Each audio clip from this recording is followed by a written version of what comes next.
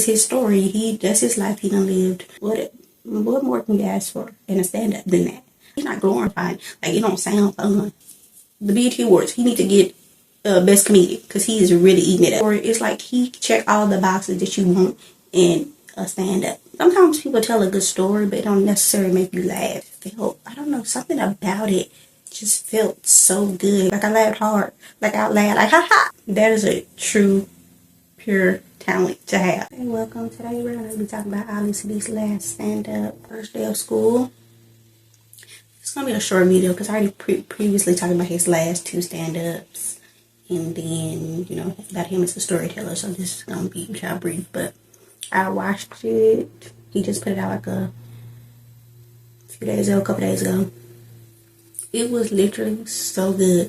Like him in the backdrop where it was day and then turned into night, like behind him, like the projector or whatever, the screen behind him, it was day and then turned to night, which is great. I like being in it didn't necessarily pick up on camera because how bright it was, but I bet being in the audience and it like that, seeing the sunset and then seeing the stars, I bet that was like an amazing feel because it was also on the ceiling and stuff. I bet like being in the crowd was like an amazing feeling and like a aesthetically pleasing look and feeling. I feel like when he told the story about the fighting the dude, then he slapped him and the dude tossed him around. I feel like I heard him tell that story before. I don't know if it was in one of the other two stand-ups or the one he had on Comedy Central or in an interview or something, but I feel like I heard that story before, which is cool. It still was funny. It still was good. Like, I literally genuinely laughed quite a few times. Like, he is really good at this. He has really mastered it. My favorite comedy type is storytelling. So obviously comedians that are storytellers, they gonna be in my top because I like storytelling. I don't really like hot topical things. I like when they talk about that. Like and I said it like I said in a previous video in Gerard Carmichael, when I reviewed episodes 5 through 7, I said that there's not one way to talk about your life. You don't have to do it in a therapy way. Like, he don't do it in a therapy way. Like, he sit down, he get up, he move around. So that's good. He ain't a super theatrical comedian, but his facial expressions are hilarious. Like, his facial expressions go with the story so well. It's like so good. And it's like he not doing hot topics, so he telling his personal story. So you can't finish a joke for him. You don't know where he going because it's his story. That's his life he done lived. I feel like people probably, if you had to critique, people probably be like, all his stuff is about jail, but that was a big part of his life. And the way he told it, like, it's not a repeat. Like I said, I did hear a thing about him fighting the dude. That was a repeat, but I don't know if it was in a stand-up or an interview, but I did hear the story before. But that's the only thing that I felt that was repeat. Like, all his stuff, he is talking about jail and all of them, amongst other stuff, but it doesn't feel repeat. And like, it's like a good story. Like, I like hearing the story about, him going to jail and all this stuff, because I don't know what this stuff mean. Like, the lingo he was talking about, I don't know what that mean either. What he say, under the blanket and all that stuff, like, I don't know what that stuff mean either. So it's also like intriguing and entertaining, because if you ain't been to jail, of course, I don't visit people in jail and stuff, but I ain't been in jail, so like, I don't know their whole story and all that, how it go. So it is very entertaining to hear. And like I said, it wasn't like he was just telling a story and it was like a little chuckle here, there, a little chuckle here. Like, I was genuinely laughing very hard. Like, it was so good. Like, I don't want to be prisoner of the moment and say this was his best one, but it just felt so good. I don't know if it was like how it was done or maybe I was just in a good mood, but it was just, I literally laughed. It was just so good. Like, I was intrigued. Like, his stuff be like over an hour.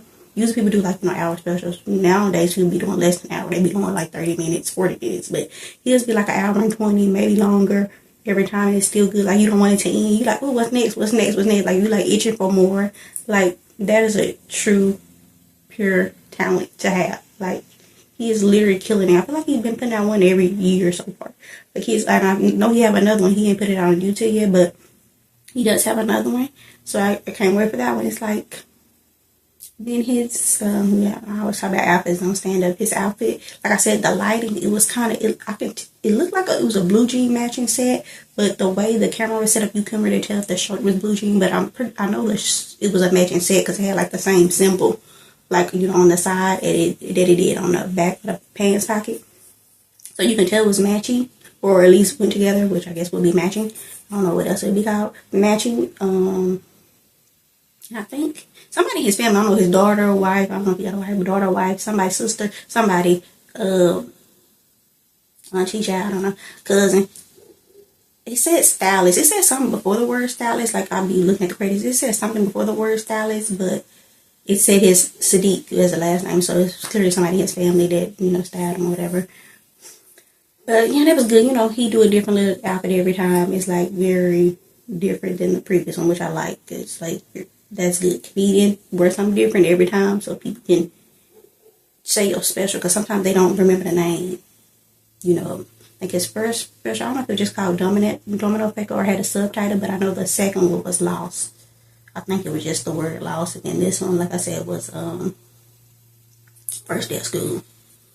But like I said, like, it literally done so, like, I literally laughed hard. Like, I laughed hard. Like, out loud. Like, ha ha. Like, out loud. Like, I laughed. I was like, oh, his crowd really respect him, because they be quiet. They don't be saying nothing. But then it was one part of the story and somebody stood up. I was like, I wish they would have cut that out. That wasn't aesthetically pleasing, or I didn't really like it. Somebody stood up and clapped. That wasn't a moment to clap. But, like, let him finish the story. People be doing too much in the audience. Go with the rock crowd if you want to do all that. I'm just hard on crowds. I just be getting irritated. But, like I said, like, our story is just so amazing. It's literally like every time you watch him, it's like watching a movie. Like, I love older people too. I don't know how old he is, but I know he's a little older. I don't know, he's like grandpa now, but he's a little older. So, like, when older people be telling stories, it's always be so good. Like, especially older comedians, when they tell stories, that's why I like love Gary Owen Pie. He on podcasts when he was having comedians on. He don't really be having comedians on anymore, but when he do, like, I just love when they be telling stories. Like, that is my favorite thing, to watch an older comedian tell stories. So, like, comedians over 50 be telling stories. I don't know how old he is, child. I edit that out. But when, like, comedians that have been through life tell stories, it's so entertaining and good and intriguing. Like, especially older black men. Like, and too, he from the South, so I understand him. I understand the lingo. I understand, like, just the culture of it. So it's like, just love it. Like, it's so good. Like, it's just so good. Like, I don't know if people not realizing how good that this is. And I don't even know if I want him to post anywhere other than YouTube. Like, I'm talking as far as like a streaming service, because I don't want them to water down his stuff or make it, try to cut some stuff out or say you can't say this or do that. Like, him owning it is great. Like, and his production is getting, a little better. You can tell. Like, I'm pretty sure he has some type of, sponsor or somebody funding it or whatever, but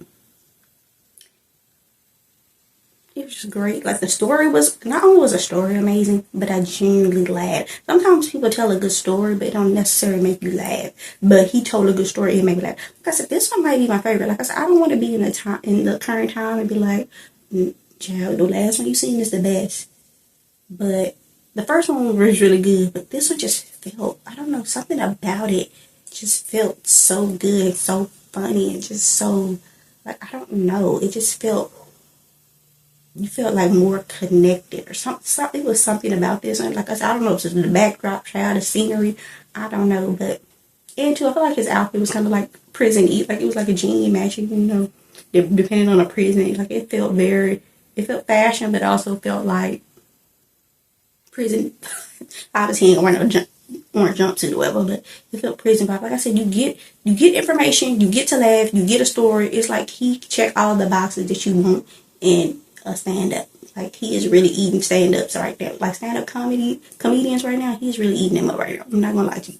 He is really eating them up. He keep going, he really gonna be, child. He gonna have to lose somebody at the top 3, child, because he's really eating them up right now. Like, he's really eating the people up. He in my top 5, but he's really eating these comedians up.